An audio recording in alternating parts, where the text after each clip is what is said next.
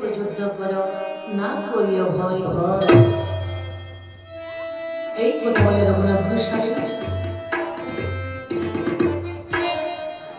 আমার রঘুনাথ গোসাই টান দিয়ে বৈষ্ণব বস্ত্র হস্তে তুলে নিলেন। বলে হে ভগবান, আমি তোমাকে মন প্রাণ দিয়ে বিনয় করে পূজা করে বলছি,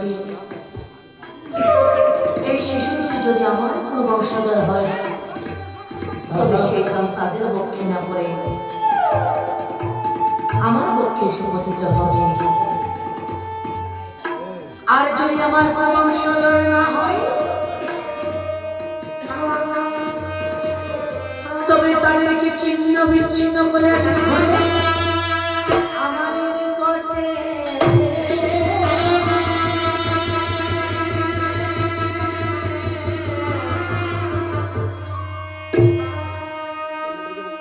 এই কথা বলে শ্রীরামচন্দ্র আমার ব্রহ্মবাণীকে দিয়েছেন ছেড়ে, আর মেঘের গর্জনে বান করেছেন গমন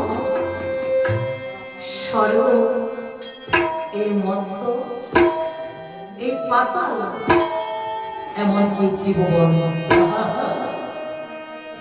এই ত্রিভুবন পর্যন্ত ঘুরে এলেন, কিন্তু কোথাও এক বিন্দু বসবাস স্থান পাইনি।